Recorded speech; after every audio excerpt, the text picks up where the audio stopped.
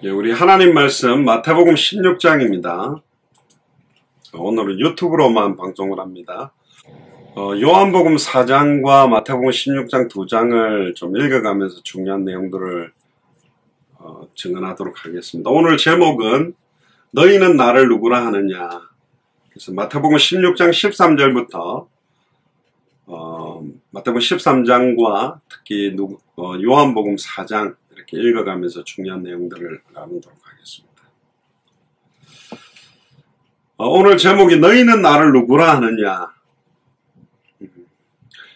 그분의 신앙 색깔이 뭘 기준으로 해서 살고 있는가, 뭐가 가장 중요한가 이렇게 포커스를 보면 저분은 예수님을 세례 요한처럼 알고 있구나, 예수님을 엘리야처럼 믿고 있구나, 또 예수님을 예레미야나 선지자 중에 하나라고 믿고 있구나, 그렇게 금방 알 수 있죠. 예수님이 이제 십자가에 달리기 직전에 가이사랴 빌립보 지방에 이르러서 제자들에게 묻습니다. 사람들이 인자를 누구라 하느냐, 나를 누구라고 하느냐. 네, 가로되 14절에 더러는 세례 요한, 더러는 엘리야, 어떤 이는 예레미야나 선지자 중에 하나라 합니다. 그때 이제 예수님이 사람들이 나를 누구라고 하느냐와 그러면 너희는 나를 누구라 하느냐, 너무나 잘 아는 핵심적인 성경 말씀이죠. 근데 여기에 중요한 포커스들이 중요한 게 있습니다. 나는 예수님을 누구라 하고 있느냐. 그게 이제 물론 주는 그리스도시요 살아계신 하나님의 아들이십니다 하겠지만, 내가 지금 살아가는데 최우선적으로 가장 중요하게 집중하고 있는 게 어느 부분이냐. 내가 돈 버는 이 일에 집중을 하고 있는 거냐, 내가 자녀를 키우는 데 집중하고 있는 거냐, 어떤 일에 내가 모든 삶의 최우선을 가지고 살아가느냐가 내가 예수님을 누구라고 믿느냐를 반증하는 겁니다. 그러니까 거짓말하지 못하는 거예요. 크리스찬들의 장점은 말은 잘하는데 그 말이라도 잘해야 되는데 실제 삶의 모습이 어떻게 사느냐, 무엇을 위해 살아가느냐. 저를 포함해서 여러분들이나 저는 먹고 살아야 되니까 일을 해야 되는 포커스들이 있겠죠. 근데 나는 왜 일하지? 나는 왜 돈 벌지? 나는 왜 하루하루를 왜 살지? 거기에 대한 중요한 이유와 목적이 최우선 순위가 뭐냐? 거기에 따라서 내가 예수님을 누구라고 알고 믿고 순종하는가가 나타나는 겁니다. 11명의 제자들이 대답하지 못할 때 16절에 시몬 베드로가 주는 그리스도시요 살아계신 하나님의 아들이십니다 라고 고백합니다. 근데 이 고백이 뭐라고? 예수님이 이렇게 합니다. 바요나 시몬아 네가 복이 있도다. 이를 네게 알게 하니는 혈육이 아니요 하늘에 계신 내 아버지다. 그러니까 가르쳐서 알 수 있는 게 아니라고 그랬습니다. 갈라디아서 1장 6절에서 12절에 보면 우리는 하늘에서 내려온 천사라도 다른 복음을 전하면 저주받는데 이 복음은 사람이 가르쳐서 알 수 있는 게 아니라 오직 예수 그리스도의 계시로만 알게 된다. 아무리 기가 막힌 언변가나 설교가나 신학 박사들이 아무리 예수님이 그리스도라는 걸 갖다 신학적으로 풀어준다고 해도 예수님의 계시가 임하지 않으면, 하나님의 계시가 임하지 않으면 깨닫지 못하는 겁니다. 목사님 맨날 지금 예수님 그리스도 듣고 있는데 뭘 또 이렇게 다르다고 이야기를 하느냐.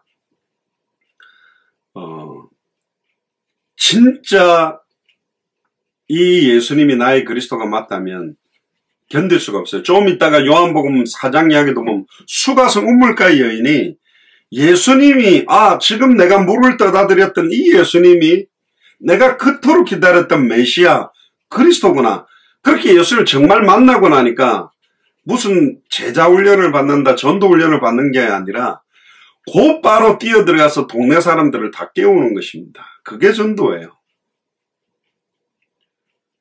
그러니까 저도 목사님, 저도 옛날에 복음 전해봤습니다.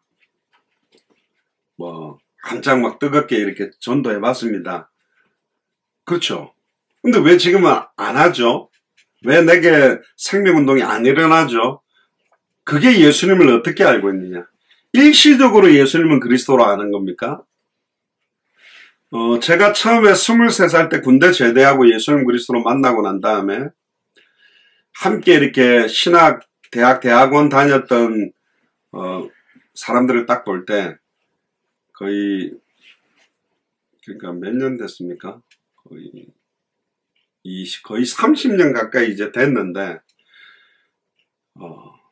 진짜 현장 사랑하고 복음 사랑해서 정말 복음 전하는 사람들은 변함없어요. 계속 그 복음을 들고 뛰어요. 수요 예배 마치고 난 다음 제가 제 아내랑 좀 이렇게 커피 타임을 하면서 이야기를 했어요. 제 아내가 굉장히 중요한 이야기를 하더라고요. 몇 가지. 그 이야기도 오늘 같이 좀 이야기를 하고 싶은데. 제 아내가 생각하기를 이 시대가 진짜 영적인 암흑기 같다. 제가 어릴 때만 해도 한창 유행했던 운동이 기도원의 은사운동, 성령운동, 병 고치는 그 교회마다 유행처럼 부흥집회 붙여놓고 아무리 작은 교회라도 막 강사 모셔놓고 블라블라블라 하고 막 메시지하고 병 고치고 막 그런 게 붐이 있었어요. 그러니까 막 개도 뭐 어떤 기도원 가면 방언받는다는 시대가 있었다니까. 또 한때는 뭐 주찬양 선교회다 뭐 이렇게 찬양 선교단이 유행해가 아무리 작은 교회도 막 기타하고 뭐 앰프 갖다 놓고 드럼 갖다 놓고 막 붐으로 찬양하던 시대도 있었어요. 또 무슨 제자 훈련하는 붐이 일어나는 시대도 있었어요.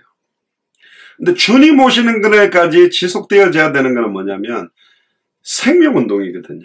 영혼구원이에요. 인간을 창조한 목적이 뭐냐? 전도가 아니잖아요.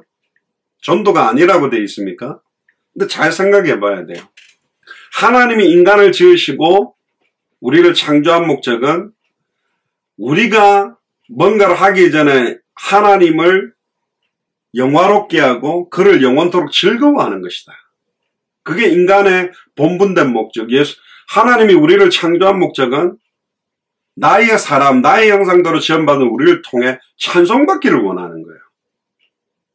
그러다 보니까 그 의미를 1차적으로만 생각하니까 가장 뒤에 나옵니다. 신령과 진정으로 드리는 예배, 온전한 경배가 인간의 본분된 목적이지 않냐. 하나님 주신 은혜를 받고 누리면서 예배 드리는 게 인간의 본분된 목적이에요. 그래서 사람들이 현장을 놓쳐버리고 점점 전도운동 하는 게 힘들어지고 어렵다 보니까 교회 안에만 하나님의 나라가 임하는, 교회 안에만 아름다운 성가대와 찬양, 그러니까 주일날 잠시 와서 2-3시간 예배 드리는 시간만 온전한 경배를 드리고 월요일부터 토요일까지는 현장을 살려내지 못하는 거예요. 1차원적으로만 생각하면 하나님이 나의 사랑하는 사람을 지은 목적은 찬송을 받기 위해서. 그렇지. 그래서 나는 하나님을 온전히 찬양 드리는 거, 이게 나의 본분이야. 그리고 우리가 무슨 전도 막 세계복음화가 아니라 영원토록 그를 알고 영화롭게 하고 즐거워하는 거 아니냐. 근데 하나만 딱 더 들어가서 생각해 보면, 그러면 하나님을 찬양하는 게 나 혼자만 찬양하는 걸 하나님이 원할 것이냐. 지금 모든 족속 천하만민 땅끝에 하나님을 찬양하고 참된 신령과 진정으로 예배드리는 예배가 다 이루어져 버렸고 무너져 버렸단 말이에요. 전 세계에 하나님을 찬양하고 온전히 예수를 그리스도로 아는 자의 찬양, 정말로 예수를 그리스도로 알고 믿고 순종하던 바울과 실라가 찬양할 때 빌립보 감옥에 있던 모든 죄수와 감옥문이 열리고 옥토가 흔들리고 착고가 풀리는 역사가 나 개인의 찬양이나 우리 교회 안에서의 찬양으로 끝나는 것이 아니라 완전히 흑암운동 공허 가운데 완전히 사단이 발아가고 우상숭배로 고통받아서 죽어가는 현장에서 하나님을 찬양하는 일들이 일어나야 되고, 영원토록 그를 즐거워하고 영화롭게 하는 일이 너무너무 기쁨과 행복이라면 이 기쁨과 행복을 나만 누릴 것이 아니라 전혀 복음을 듣지 못한 사람들이 하나님은 원래 인간의 하나님의 형상과 원래 하나님의 자녀에 대한 신분과 권세로 회복되도록 함께 영화롭게 하고 함께 즐거워하도록 만들어야 되는 게 당연한 거 아닌가. 근데 사람들은 1차원적으로만 생각해요. 제가 주일 예배를 많이 드렸지만 진짜 행복하고 기뻤던 예배가 뭐냐, 현장에서 복음 받았던 분하고 같이 주일 예배를 간 거예요. 영접하고 교회로 연결된 사람들이 함께 와서 찬양하는데, 그분 찬송 찾아주고 성경 찾아주면서 찬양하는데 늘 불렀던 찬양이 아니더라고. 너무 감사한 거예요. 와, 현장에 참 복음 받는 사람도 많고, 그러나 교회까지 와서 예배 드리도록 연결되는 게 너무 어려운 건데, 이분이 오늘 함께 예배 왔다는 게 너무 기쁜 거야. 아닌가요?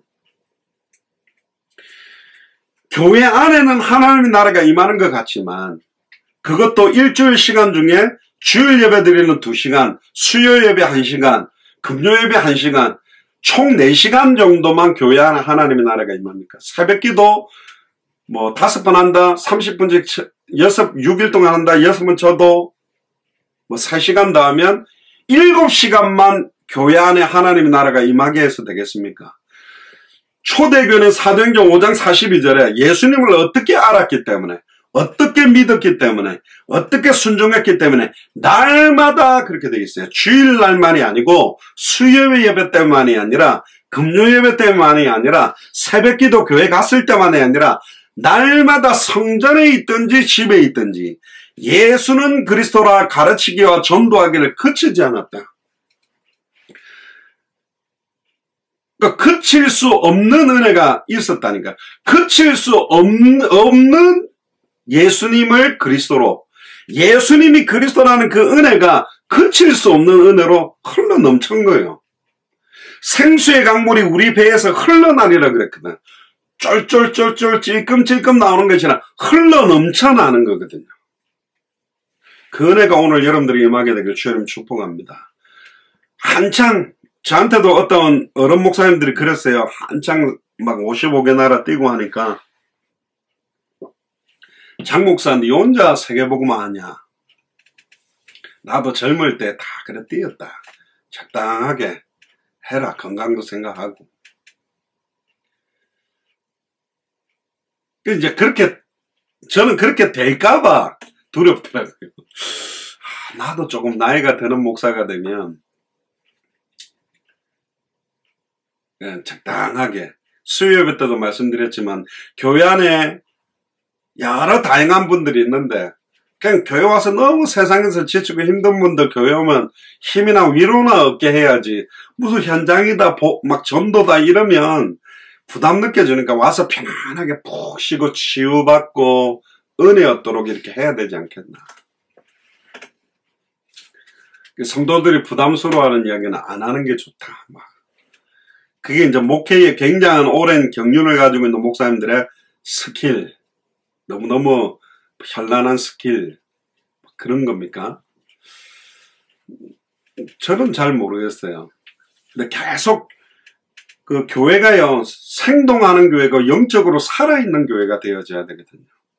초대교회는 특별한 프로그램들이 필요 없을 만큼 현장에서 생명 얻었다는 사람들이 살아나는 간증, 말씀이 성취됐던 내용들, 기도가 응답됐던 내용들, 전도와 선교 역사들을 서로 사도의 가르침을 받아 서로 교제하며 떡을 떼며 그 내용을 나누는데, 이게 막 너무너무 기쁨으로 넘친단 말이죠. 나는 예수님을 누구라고 알고 믿고 순종하고 있는가? 진짜 내 안에 계신 예수님은 그리스도가 맞냐? 진짜 살아계신 하나님의 아들이 맞는가? 굉장히 중요합니다. 또 제 아내가 오늘 제 아내 이야기 많이 합니다. 굉장히 중요한 이야기를 하나 하더라고요. 한창 이렇게 전도 운동이 일어날 때가 전도가 강조되기보다 복음이 강조될 때 그 전도가 일어났지 않냐. 맞습니다. 저희들이 파나마에 350명 정도 목사님들이 집회로 참여를 됐는데, 저희 그때 동기 목사 6명이 골고루 올라갈 때마다 계속 예수님이 왜 그리스도인지만 이야기해요. 그러니까 중간에 목사들이 와서 왜 올라오는 목사마다 똑같은 이야기만 자꾸 하냐. 그 예수님이 그리스도인 거 아니까 다른 이야기들을 좀 해달라. 그때 우리가 올라가서 얼마나 한 명 한 명마다 간절하게 땡깡을 쳤느냐.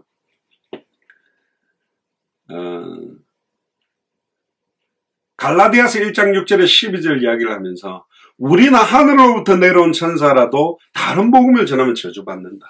지금 교회 안의 성도들이 그리스도라는 의미도 모르고 예수를 그리스도로 믿는 의미를 모르고 있는데 우리가 다른 프로그램하고 헌금 열심히 해라, 충성해라, 봉사해라 이거 가지고 얼마나 성도들을 다른 데로 끌고 왔냐.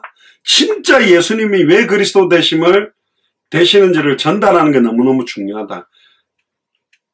이사야 1장에 나오는 수많은 예배를 드리고 피를 뿌리고 예물을 갖고 오지 마라. 내가 역겹다. 정말로 하나님이 기뻐하시는 참된 예배가 뭔가? 그 이야기들을 어마어마하게 많이 하는데 그 콜롬비아의 엘리케 목사님도 계셨는데 어떤 젊은 목사가 이제 이 목사님한테 와서 이제 이야기하는 거죠. 왜 한국 목사들 저 다 아는 거 예수는 그리스도 저 왜 계속 똑같이만 이야기하는. 그러니까 이 목사님이 화가 나가지고 자기가 잠깐 올라가셔가지고 성경책을 딱 들고 가지고 지금 한국 목사들이 계속 왜 예수님 그리스도라고 말하는 게 그 단어가 뭔가를 말하는 게 아니라 66권의 핵심, 우리가 신앙생활을 하는 이유, 생존의 목적의 이유, 진짜 자녀를 어떻게 키우면 되냐. 진짜 자녀들이 예수님이 그리스도구나. 그 깨달음 끝나요. 중직자들을 어떻게 세워? 제자 훈련이 어떻게 해야 되냐. 진짜 예수님이 그리스도구나. 제자들이 그렇게 알면 끝나는 거예요. 진짜 그렇게 알면 정말로 그렇게 믿어질 것이고 그렇게 순종하고 살게 돼 있죠. 그럼 그렇게 순종하지 않고 그렇게 살지 않는다면 그렇게 안 믿는 것이고 그렇게 모르는 것이다. 요한복음 15장에도 보면 좋은 나무나 나쁜 나무가 있는데 열매를 보면 안다. 겨울에 보면 각종 과일나무들인데 이게 배나무인지 사과나무인지 잘 몰라도 열매 딱 맺히는 거 보면 아 이거 사과나무구나. 배나무에 배 열리는 게 정상이고 사과나무에 사과 열리는 게 정상이잖아요.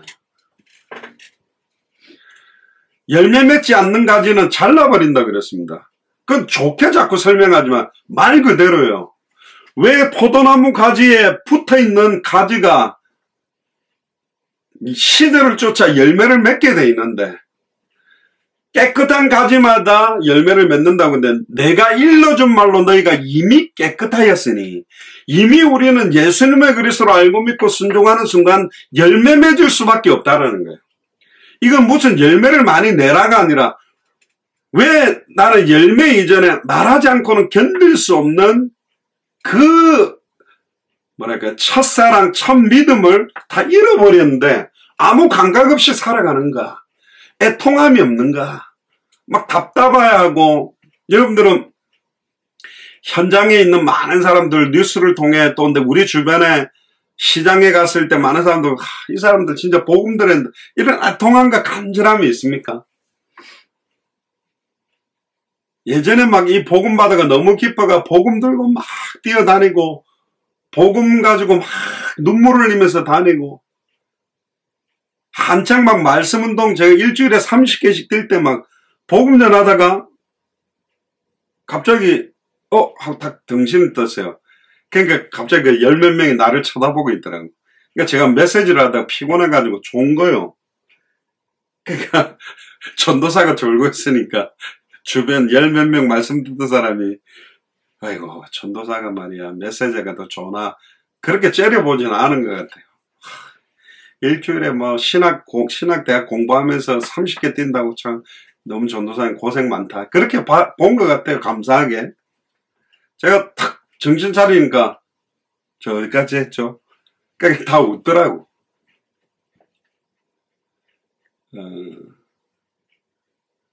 그는 이제 전도사 때 잠깐 그렇게 하는 게 아니고 이게 그래서 제 아내가 영적인 암흑기인 것 같다. 진짜 이 복음 들고 뛰고 생명운동이 끊어져 버리고 말씀운동이 끊어져 버리고 제자운동이 끊어져 버리고 이런 시대가 지금 왔구나.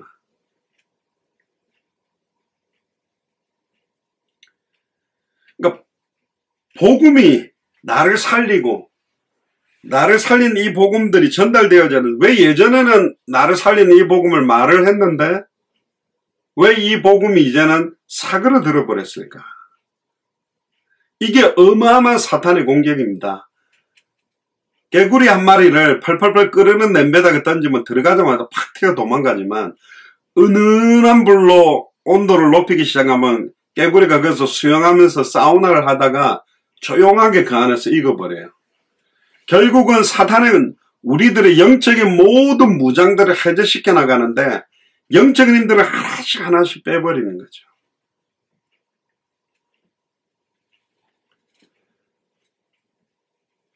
결국은 진짜로 예수님을 그리스도 아는 것은 혈육으로 아는 게 아니다. 배워서 아는 게 아니다. 하늘에 계신 내 아버지 계시가 아니면 알 수 없는 것이다. 저도 저랑 같이 뛰었던 이렇게 사역전이나 목회자들을 쭉 회상해 보면 이제 제가 뛰니까 또 어떤 부흥 때문에 뛴 거지 몇 년 있다가 만나보고 또 어떤 소식들을 들어보면 현장과 관계가 없어요. 생명운동과 관계가 없어요. 진짜 그랬구나. 그냥 그 분위기 따라 하는 거지 결국은 아니네. 진짜 이게 하나님하고 1대1의 관계에서 사는 거거든요. 신앙생활이 뭐 있습니까? 진짜 강단 말씀 붙들고 예수님은 그리스도를 알고 믿고 누리며 내 주변에 그리스도를 알지 못하고 성경대로 믿지 못하고 순종하지 못한 사람들에게 이 복음 증언하며 사는 거잖아요. 모든 족속으로 제자 삼고 천하 만민에게 복음을 전하고 땅끝에 이르러 증인되는 것. 진짜 그 기쁨을 맛보면 왜 그 남편이 낚시에 미친 사람이 별로 잡지도 못하는데 그거가 밤새도록 라면 끼리 먹고 나중에는 너무 아내한테 핍박받으니까 어디 그 시장 가가지고 이렇게 고기 사가 잡아왔다고 거짓말하고. 근데 왜 그 미쳐갖고 낚싯대 메고 갑니까? 그 한번 손맛 낚싯대가 탁탁탁 움직이고 막 그거 막 해가지고 탁 낚아올릴 때 그 기쁨. 진짜 한 영혼 살렸을 때 살아날 때 그 기쁨. 그거 정말 맛보면 하지 마라 그래도 아니요.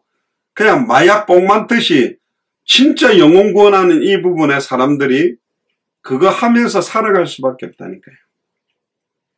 그러니까 아직 그 맛을 못 봤기 때문에 못하는 경우들도 너무 많은 겁니다.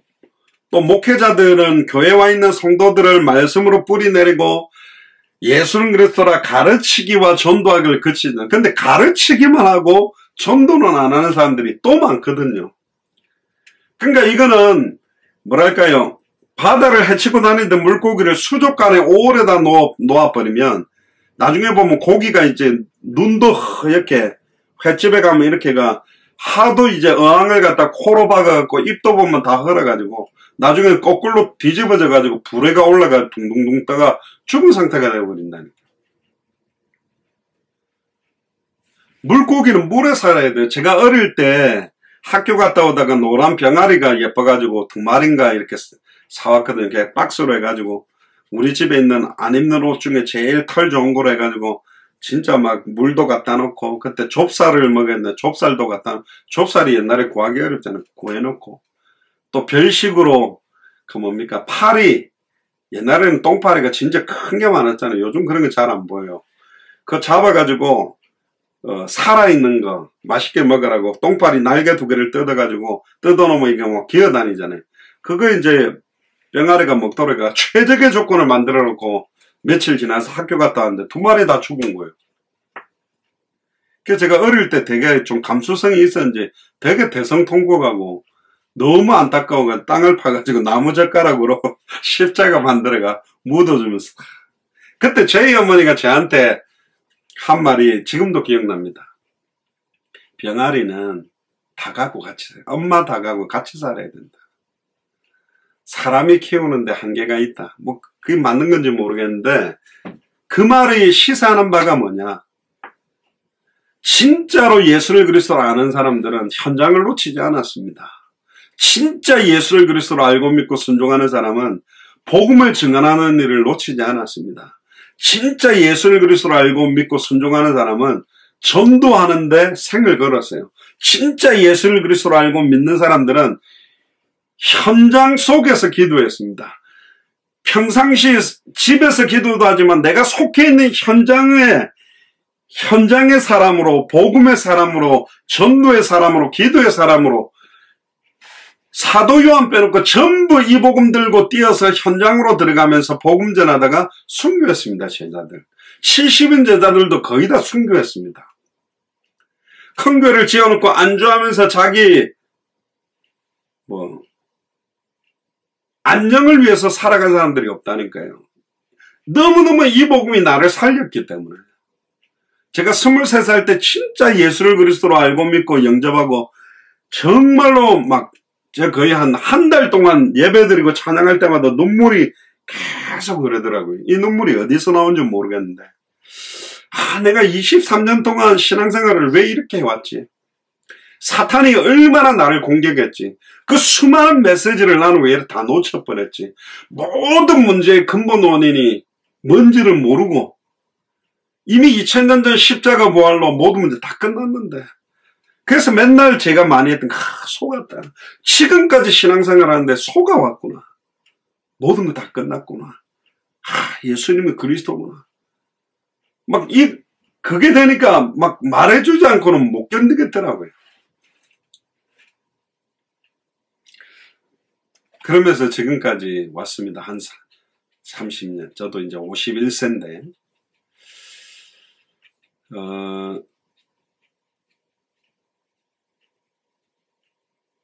진짜 여러분들 오늘 말씀을 통해서 내 안에서 보고 들은 것을 말하지 않고는 견딜 수 없는 은혜가 넘치도록 기도하시고, 이 감정적으로 은혜가 넘치는 거는 한계가 와요. 어느 날은 너무너무 지치고 너무너무 힘들고 너무너무 복음 전할 만한 힘이 없어도 이 복음을 전해야 될 시간표가 온다니까요.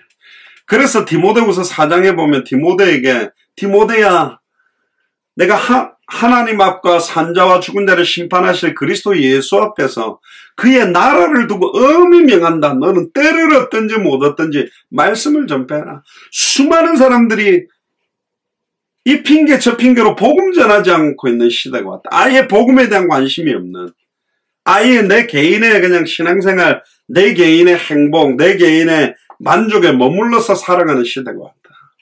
내만 하나님 즐거워하고 살면 되지.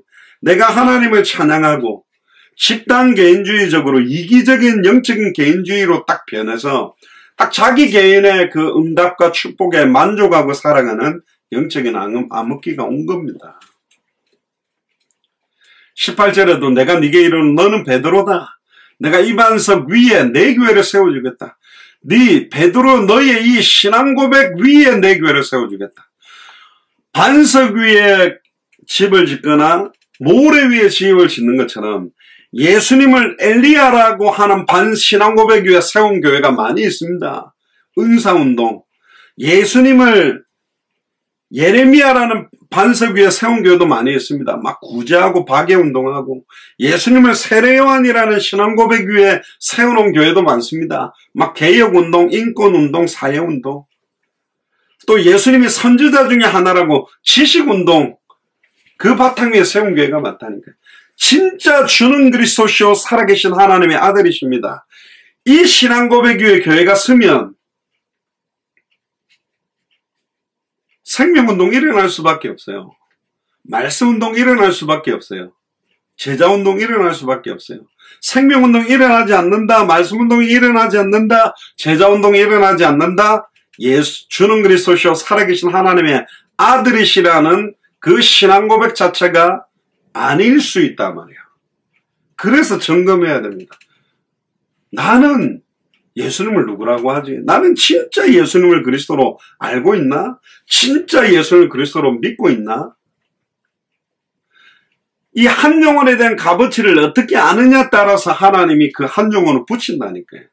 내가 진짜 생명 걸고 복음 전해야 생명 걸고 복음 받을 사람을 만나게 돼 있다니까요. 정확한 겁니다. 재미삼아 이 집사가 전도를 한다니까 나도 해볼까? 아닙니다. 그런 게요. 내가 이 반석 위에 내 교회를 원문에 보면 내가 세워주겠다.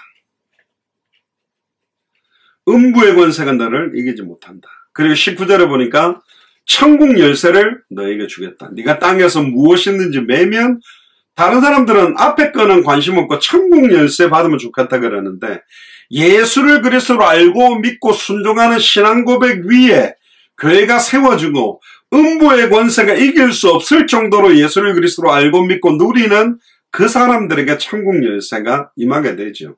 네가 땅에서 무엇이 있는지 매면 하늘에서도 매이고 땅에서 무엇이 있는지 풀면 하늘에서 풀린다.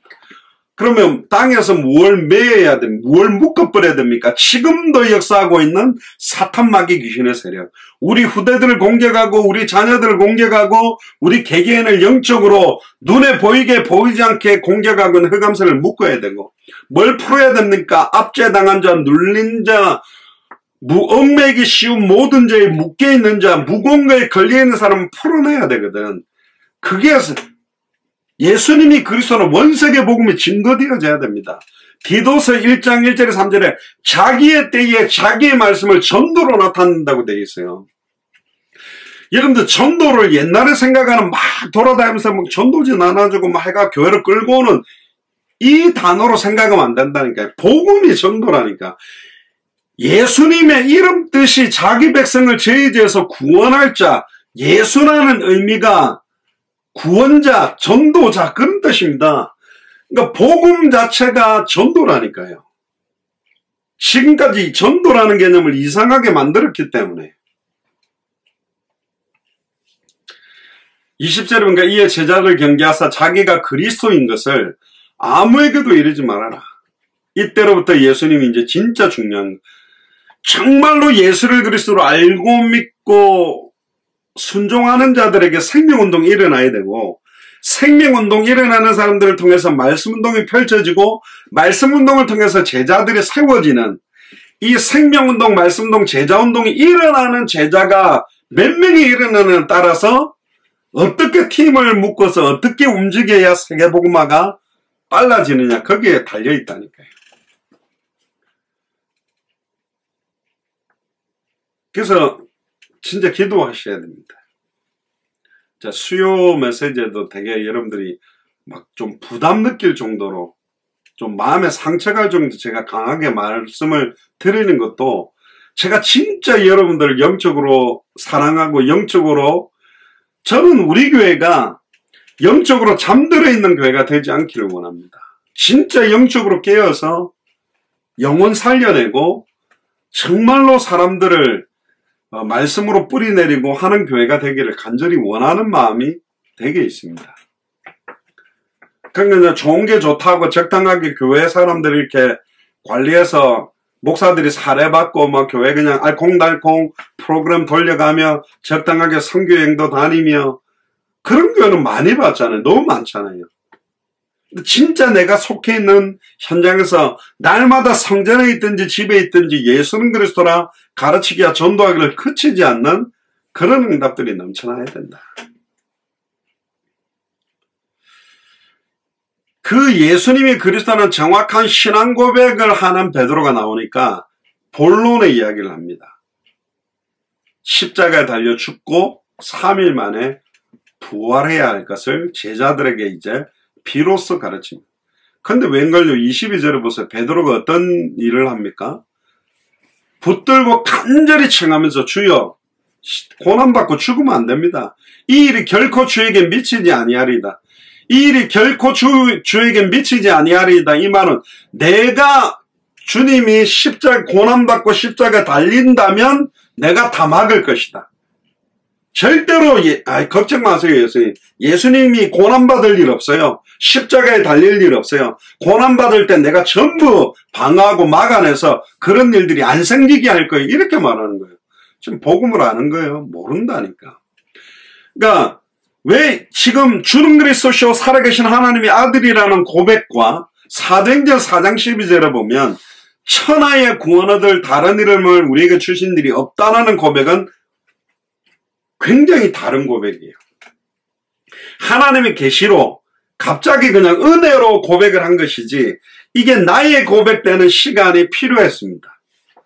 이렇게 해놓고 예수님이 잡혀가니까 자기가 막는다 하더니 막기는커녕 몰래 숨어가지고 모닥불 쬐면서 예수님이 어떻게 될까 비겁하게 탁 앉아있는데, 그때 계집 요정이 너 예수가 복음 전할 때 같이 막 떡 나누고 복음 외쳤던 사람 아니야? 그러니까 무엇을 모른다고 3번이나 부인하고 저주한 게 베드로예요. 그게 현실입니다. 그러니까 주는 그리스도시요 살아계신 하나님의 아들이라고 고백한 게 진짜 아는 게 아니고, 진짜 믿는 게 아니고, 진짜 순종한 게 아니요. 근데 언제 베드로가 바뀌었냐?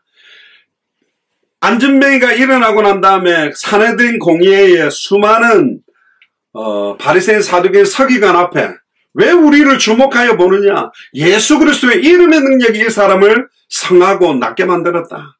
천하의 구원자들 다른 이름을 우리에게 주신 일이 없다. 계집 요정 앞에서 자기 생명의 위협을 받는 것 때문에 예수를 모른다고 3번이나 부인하고 저주한 수준의 베드로가 어떤 한 가지 사건 이후에 달라졌어요. 종교 재판하는 자리에서 담대히 말하게 된 거예요. 그 사이에 일어났던 게 뭐냐? 오직 성령이 베드로에게 임했어요. 오순절 마가리집 다락에 베드로가 진짜 성령이 임하고 난 다음에 진짜 예수님이 그리스도라고 성령께서 내 안에 함께하는, 인격적으로 예수님이 내 안에 함께 거하는 것을 체험하고 난 다음에는 부인할 수 없는 상태로 바뀌어버립니다. 23절에 보세요. 예수께서 베드로에게 이르되 사탄아 내 뒤로 물러가라. 아까는 뭐 천국 열쇠가 왔다니 뭐 네 반석에 내가 교회 세운다 하더니 금방 1분도 안 돼서 이 사탄아 내 뒤로 물러가라. 너는 나를 넘어지게 하는. 예수님이 그리스도란 사역을 완성하는데 걸림돌이 될 수 있는 사람이 베드로예요. 그러니까 가장 걸림돌 역할을 하겠다고 자청한 게 베드로라니까.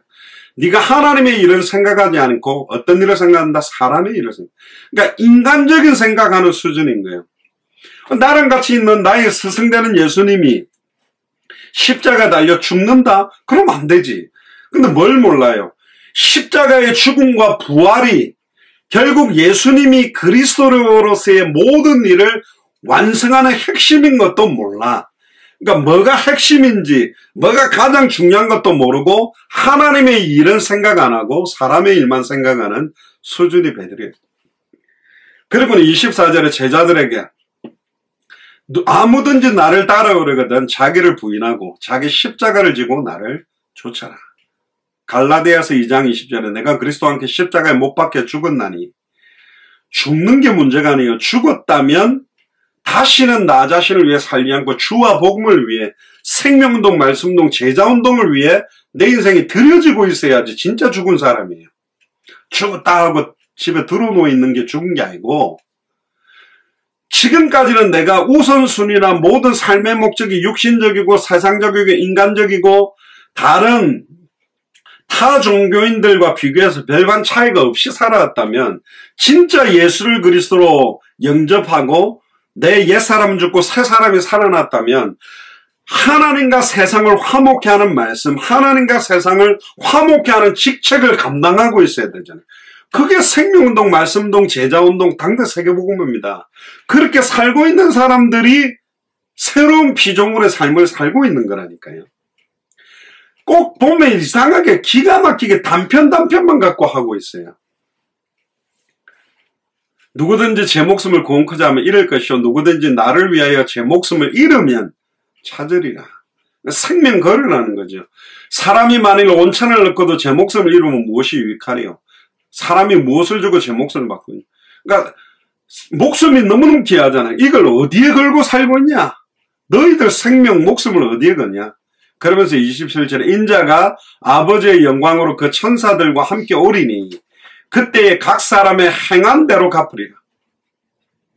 그러니까 우리가 어떻게 알고 각 사람의 믿음대로 갚으리라 안 하고 각 사람의 알고 있는 지식대로 갚으리라 안 하고 행한 대로 갚으리라. 진짜 알고 진짜 믿으면 어떻게 사는지가 나타나는 거예요. 그러면서 그 유명한 28절에 진실로 너에게 이르노니 여기 서 있는 사람 중에 죽기 전에 인자가 그 왕권을 가지고 오는 것을 볼 자들도 있다. 그래서 12제자는 이 말을 믿었어요. 내가 우리가 죽기 전에 예수님이 이제 십자가 죽고 부활하고 승천했다가 왕권을 가지고 구름을 타고 오는 것을 내가 봐야 되겠다. 그러려고 하니까 빨리 더 많은 사람들이 이 복음을 듣게 해야 되겠다. 그래서 이들은 생명을 걸고 사실은 복음을 전한 거예요. 요한복음 4장을 한번 펴보세요. 이게 중요한 내용만 정리하고 오늘 좀 마무리를 하겠습니다.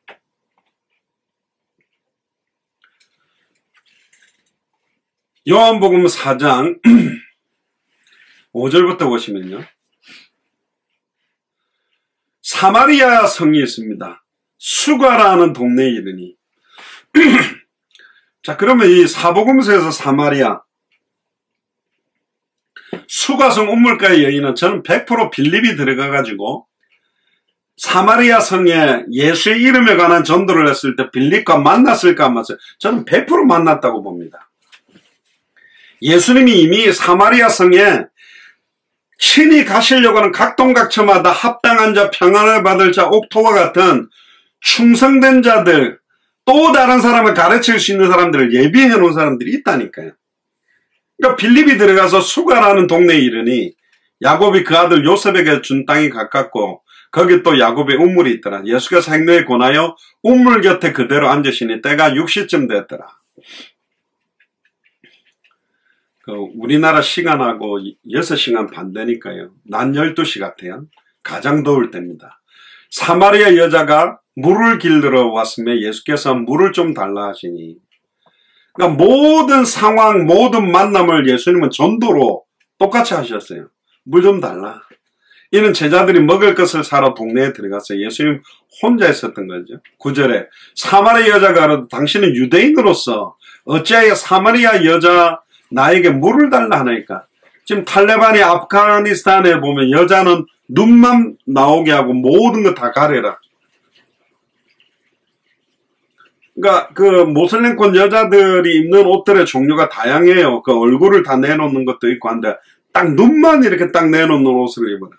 그러니까 아예 여자들의 머리카락, 몸선이 드러나지 않도록 딱 철저하게 막는, 이때 유대인들은 사마리아 사람들하고 상종하는 것 자체를 싫어했거든요. 왜 그러냐면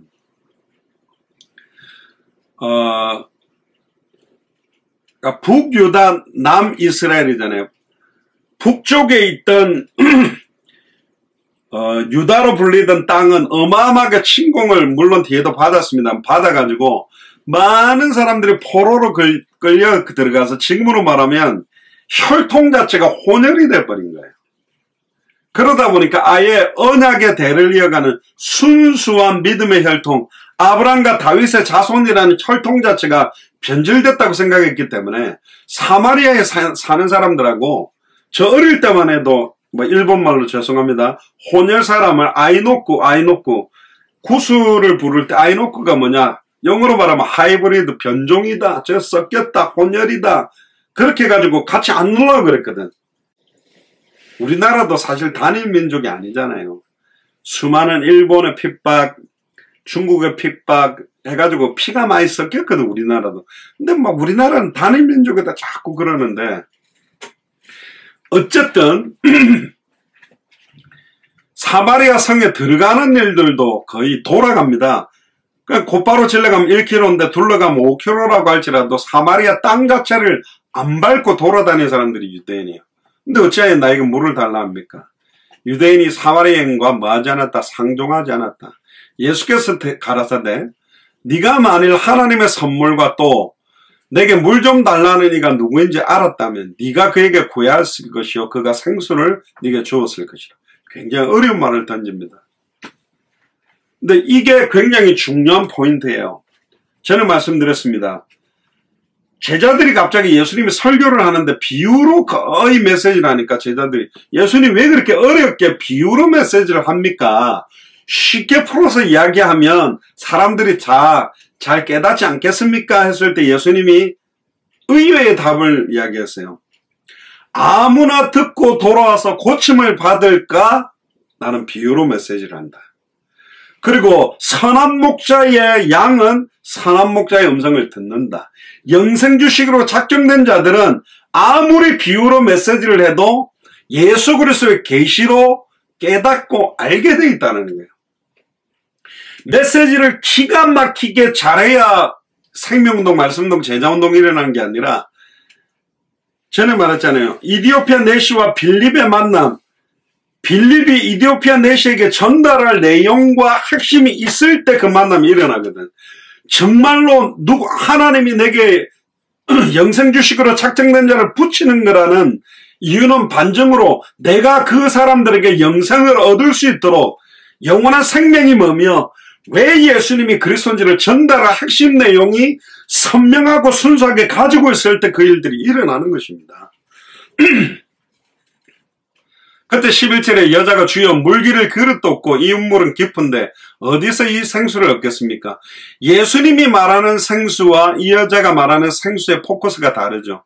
지금 수가성 우물가의 여인은 시원한 물을 말하는 거고 예수님은 영원토록 목마르지 않는 영생수를 말하고 있는데 영적인 이야기를 아직도 육신으로 받고 있잖아요.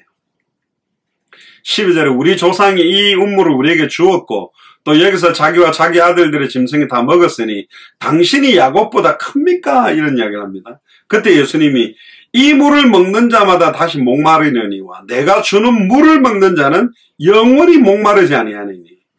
예수님이 주는 물이 뭘까요? 십자가에서 물과 피를 다 쏟았던 예수 그리스도의 복음, 또 생수의 강이 배에서 흘러 넘쳐나는 성령으로 기름 부음 받듯이 예수님을 구주로 영접할 때 성령이 내가 너희 속에 있겠으며 영원히 함께 있겠다.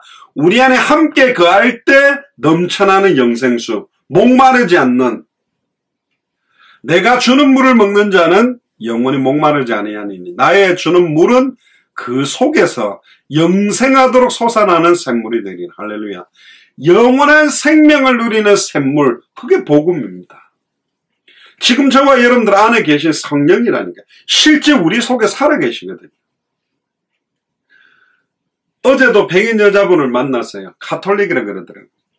근데 카톨릭인데 자기는 요즘 불교에 관심이 많다. 요즘 미국 사람들 불교 관심이 많은 거예요. 오리엔탈 쪽에. 그래서 제가 모든 종교는 하나다. 맞다는 거예요. 모든 종교는 사람이 만들었다. 맞다는 거예요. 사람이 하나님을 찾으러 가는 거다. 간절하게 맞다. 근데 그 기준이 뭐냐? 구원의 기준이 뭐냐? 얼마나 내가 기도를 많이 하고, 얼마나 착한 일을 하고, 얼마나 헌금을 하고, 내가 얼마나 노력을 많이 하느냐 안 하느냐 따라 달린 거다. 그런데 복음은 다르다. 하나님이 직접 우리를 찾아오셔서 2000년 전 예수님이 그리스도 와서 모든 문제를 다 끝냈다. 단번에 영원히 하나님 만나는 길, 단번에 영원히 죄와 저주에서 해방되는 길, 단번에 영원히 사탄마귀 귀신 사망근세 깨뜨리고 승리한 길을 열어놓고 하나님의 은혜로 예수를 나의 그리스도로 믿음으로 말미암아 구원받는 거다. 안타까운 사실은 카톨릭이나 기독교가 다른 종교하고 거의 똑같아 보이게 변질되고 있는 것이다. 그러나 복음은 다르다. 종교를 만든 사람들은 좋은 목적으로 그 사람들이 만들었다. 대단한 사람들이다. 그러나 사탄 문제 해결할 수 없다. 죄 문제를 해결할 수 없다. 하나님을 만나게 할 수 없다. 모두 다 신이기 때문에, 죄인이기 때문에 모두 다 그 증거로 다 죽었다. 그러나 예수님은 죄 없는 몸으로 와서 우리의 모든 죄를 짊어지고 3일 만에 죽었다가 부활해서 다 끝내서 지금도 살아계시더라. 지금도 영접한 나의 마음속에 함께 계시다. 이 예수님을 정말로 주인으로 영접하면 당신 마음속에도 함께한다. 그렇게 믿느냐? 그렇게 믿는다. 여자 얼굴이 갑자기 굉장히 환해졌어요. 너무 기뻐하는 거예요. 그러니까 고민을 많이 한 것 같아요. 뭔가 가톨릭 교회 가봐도 뭔가 답도 없는 것 같고 막 이래서 뭔가 자기를 비우고 뭐 무다 뭐 또 열반에 올라간다 막 불교의 매력적인 걸 하다가 복음의 핵심을 듣더니 너무 기뻐하고 내리면서도 너무너무 고맙다. 또한 30대 후반에 백인계 남자가 탔는데 제가 어디서 이분이 탔냐면 영국 대사관이에요. 그러니까 영국 대사관 직원이죠. 이름이 팀인데, 이렇게 하는데 사람이 굉장히 이렇게 말을 리액션이 좋게 잘 받아주더라고. 그래서 내가 한국 선교사가 really 하면서 뭐 이러더라고. 그러니까 발음 액센트가 완전 영국식 액센트예요. 그러다가 그리스도가 무슨 뜻이지 않냐니까 모르겠대. 자기 카톨릭인데 모르겠대. 그래서 설명하는데 너무 잘 듣고 너무 잘 받고 너무 감사하고. 그러니까 지금 빨리 모든 교회와 카톨릭 교회가 순수한 복음으로 원래 초대교회로 다 돌아가야 된다. 너무너무 맞다는 거예요. 이렇게 참 복음 받도록 준비된 사람이 있다. 지금 이 수가성 운물가의 여인이 하나님이 창세전에 영세전에 예비해 놓은 여자고, 사마리아 성 보그마, 수가라는 성 보그마에 완전히 예비된 제자죠. 합당한 자, 평안을 받을 자, 옥도 충성된 자로 예수님이 지금 점점 핵심 메시지를 주고 있는 겁니다. 그때 이 여자가 주여 이런 물을 내게 주사 목마르지도 않고 또 여기 물 기르러 오지도 않게 하옵소서. 물론 우리의 영생토록 솟아난 샘물이 우리 안에 터져도 육신적으로 마시는 물 안 먹으면 죽잖아요. 그것도 먹어야 되거든. 어쨌든 이 여자가 점점 복음의 핵심 속으로 들어오는 이야기를 합니다. 근데 갑자기 뜬금없이 16절에 가서 내 남편을 불러와라. 이게 뭐냐면 이 수가성 우물가의 여인의 컴플렉스예요. 제일 자기의 예민한 문제인 거예요. 낮 12시면 너무너무 더워가지고 그 당시에 사람들은 낮에 잠을 자는 시간들인데 남들이 잘 통행을 안 하는 시간에 물동이를 들고 혼자 물을 들어온 거 봐서는 경제적으로도 여유도 없고 사실은 다른 사람들 앞에 자기가 여러 남자들과 관계를 했던 것들이 알게 돼서 너무너무 손가락질 받는 어떤 면에서는 천하고 미련하고 수치스러운 여자, 거의 창녀 비슷하게 어떤 면에서는 손가락질 받던 여자란 말이에요. 그때 이 여자가 대답합니다. 난 남편 없습니다. 그러니까 네가 남편이 없다는 말이 맞다. 그러나 원래 너 남편 5이 있었잖아. 근데 지금 네가 또 교제하고 있는 사귀는 남자는 네 남편이 아니니 네 말이 참되다.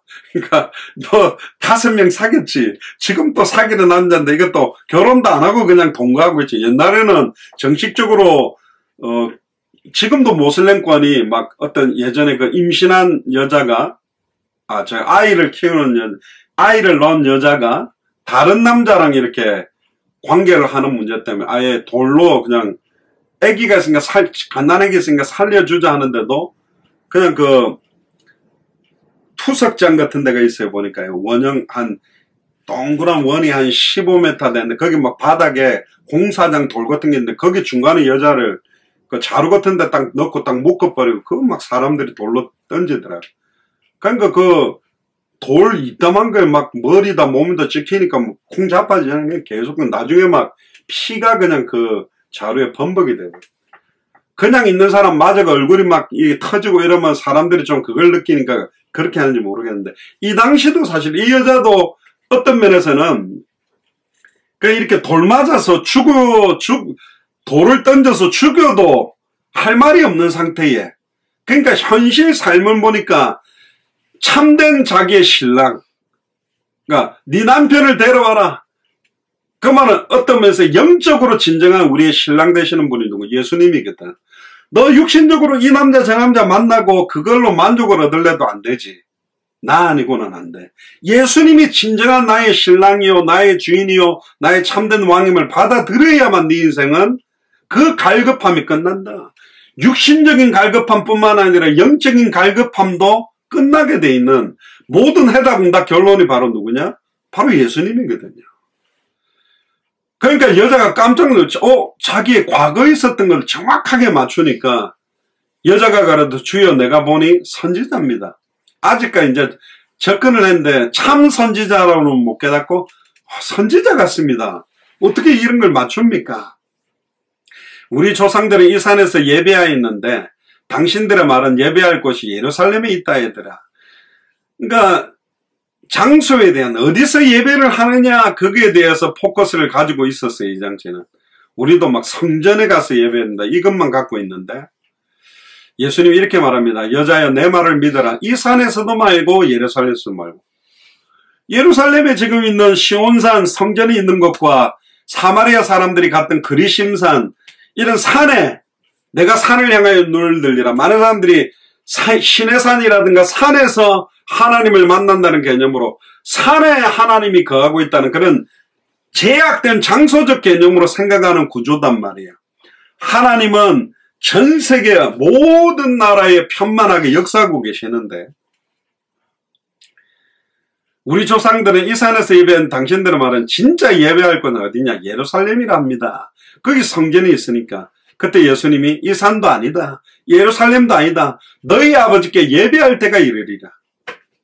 그러니까 결국은 장소적 개념을 넘어서서 200개 나라와 2000개가 넘는 미존도 부족국가, 복음이 들어가지 못하고 있는 죽어가는 현장에서 참된 예배를 할 때가 이르리라. 너희는 알지 못하는 것을 예배하고 우리는 아는 것을 예배하느니 이는 구원인 유대인에게 남이라. 아버지께서 참으로 예배하는 자들은, 자, 참으로 예배한다라는 말은 진짜 정성껏 진정으로 예배하는 포커스도 있지만, 앞에 21절에서 말하는 참으로 예배한다라는 말은 이 산도 말고 예루살렘도 말고, 그럼 이 산에 하지 말고 예루살렘에 하지 말라는 말이 아니라 이 산이나 예루살렘에 예배하는 것은 물론이거니와 성전에 있든지 집에 있든지 죽어가는 현장에서 시간 장소를 정해놓고 하나님 앞에 복음을 모르던 우상숭배자 불신자들이 복음을 받고 함께 찬양하고 기도하고 예배하는 그런 예배가 일어나야 된다는 포커스예요. 신령과 진정으로 예배할 때가 오나니 장소가 아니다, 위치가 아니다, 결국은 지금 부활해서 살아계시는 예수님을 그리스도로 만나고 예수를 그리스도로 누리고 죄와 저주에서 해방받고 사탄 마귀 귀신 사망권세를 깨뜨리고 승리하는 것을 누리는 예배할 때가 온다. 아버지께서는 이렇게 자기에게 예배하는 자들을 찾고 있다. 하나님은 영이시니 예배하는 자가 신령과 진정으로 예배하라. 하나님은 영이시기 때문에 이 산에도 거하시고 예루살렘에도 거하시고 어느 현장에서도 역사하시며, 하나님은 영이기 때문에 신령으로 진정으로 예배하는지 안 하는지도 감찰하는 분이다. 인터넷 연결해가지고 화상으로 막 이렇게 틀어놓고 앉아서 예배하는 거가 신령과 진정으로 예배 못하는 예배가 될 수 있고, 더 신령과 진정으로 간절함으로 예배 드릴 수도 있다.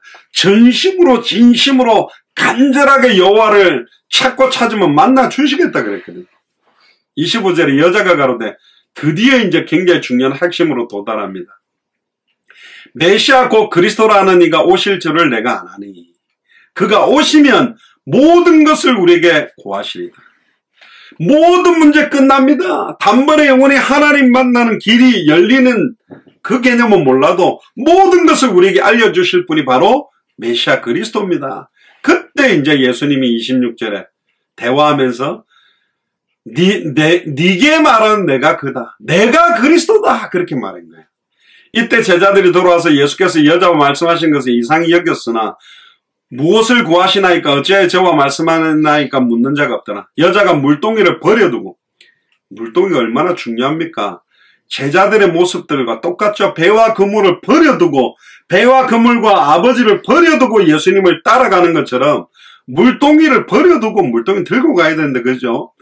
우선순위가 뭔지 딱 알게 된 거예요. 물동이를 이분이 메시아구나, 이분이 그리스도구나, 이분이 영원히 목마르지 아니하는 영생주를 주실 분이구나, 이분과 함께 신령과 진정으로 예배할 수 있는 그 시간이 왔구나. 그러니까 버리고 동네로 뛰어들어가고 사람들에게 이야기합니다.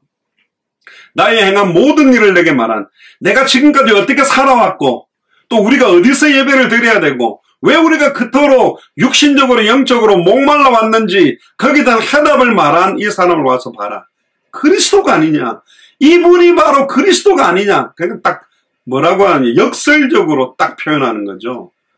이분이 그리스도가 아니라면 누가 그리스도냐, 이분이 그리스도다, 오직 예수만 그리스도다, 이런 것처럼요. 저희가 동네에서 나와서 예수께로 오더라. 사람들이 막 따라 나온 거예요. 저 막 남편이랑 5명 되고 지금도 외간 남자 들어가 사는 이 여자가 갑자기 그리스도가 왔다는 거예요. 그러니까 막 동네로 나와 예수님께 옵니다. 그 사이에 제자들이 청하에 가로되 랍비여 잡수소서. 가라사대 내게는 너희가 알지 못하는 먹을 양식이 있다. 지금 먹는 게 중요한 게 아니다. 지금 그러니까 제자들이 누가 먹을 거 갖다 줬나 지금 이러고 있습니다. 뭐가 지금 아이고 그래도 밥은 먹고 뭐 해야지 자꾸 뭐 밥 챙겨 먹는데 생명 거는 분도 있죠. 근데 좋습니다. 잘 챙겨야 건강을 한데 지금 상황이 이 수가성 우물가 여인이 동네 사람들에게 복음을 전개해서 사람들을 데리고 오는 시간표거든요. 예수께서 이르시되 나의 양식은 나를 보내신 이의 뜻을 행하며 내 아버지의 뜻이 뭡니까? 내게 주신 자를 하나도 잃어버리지 아니하고 마지막 날에 살리는데 내게 주신 자가 누구죠? 아들을 보고 믿는 자마다 예수님을 보고 그리스도를 믿는 자마다 마지막 날에 이들을 살려내는가 하나도 잃어버리지 않는 게 내 아버지의 뜻을 행하며 그의 일 하나님의 일이 뭡니까? 아들의 이름을 믿는 것이 하나님의 일이다. 온전히 이루는 것이구나. 너희가 넉 달이 지나야 추수할 때가 이르겠다 하지 아니하느냐. 내가 너희에게 이르는데 눈을 들어 밭을 보라. 희어져 추수하게 되었다. 제자들한테 뭐라면 이 바보들아 지금 수가성에 얼마나 복음 들을 사람 많은데 너희들은 지금 막 결국은 먹을 거 구하여오는 여기에 모든 포커스가 있느냐. 눈을 똑바로 들어서 밭을 봐라. 수가성과 200개 나라와 2000개가 넘는 미전도 부족 국가를 봐라. 희어져서 추수할 때가 넘었다. 빨리 남만 갖다 대면 살릴 건데. 거두는 자가 이미 삭도 받고 영생에 이르는 열매를 모으나니 이는 뿌리는 자와 거둔 자가 함께 즐거워하리 합니다. 이미 이 씨를 뿌려놓은 사람과 그걸 거둘 때 얼마나 기쁘겠습니까? 그런즉 한 사람이 심고 다른 사람이 거둔단 말이 옳도다. 내가 너희에게 노력하지 않은 것을 거두러 보내었으니 다른 사람들은 노래가 있고 너희는 그들은 노력한 것을 참여했다. 그러니까 지금 그래도 수많은 선교사들이 각 나라에 들어가서 교회도 세우고 많은 씨를 뿌려놨잖아요. 이제는 예수님이 왜 그리스도인지 성경의 복음으로 추수하고 성경의 전도로 추수하고 성경의 끝을 가지고 추수할 사람들이 바로 저와 여러분들입니다.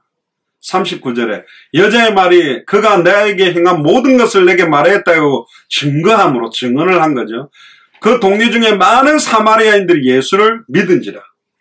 사마리아인들이 예수께 나와 자기들과 함께 유하기를 청하니 거기서 이틀을 유하심에 예수의 말씀을 인하여 믿는 자가 더욱 많아. 처음에는 그 여자의 말을 통해서 예수를 믿게 되지만 41절에는 예수의 말씀을 인하여 믿는 자가 더욱 많아. 42절에 정확하게 이 사람들이 말씀 받죠. 그 여자에게 말하되 이제 우리가 믿는 것은 네 말을 인함이 아니니 이는 우리가 친히 듣고 그가 참으로 세상의 구주이신 줄 알미니라 하였더라. 목사의 말을 듣고 믿는 게 아니고요. 친히 여러분들이 들어야 됩니다. 친히 믿어야 돼요. 목사들이 선포하는 말씀을 통해서 듣고 믿는 수준이 아니라 이제는 진짜 예수님이 내 안에 들어오시고 나의 주인이 되고 나의 왕이 되고 친히 듣고 그분을 누리며 참으로 친히 나의 구주이시다. 그렇게 알고 믿고 순종하게 되어야만 제대로 믿는 거라니까요. 결론입니다. 너희는 나를 누구라 하느냐? 그냥 주는 그리스도시오 살아계신 하나님의 아들이십니다. 아닙니다. 그 정도 이야기가.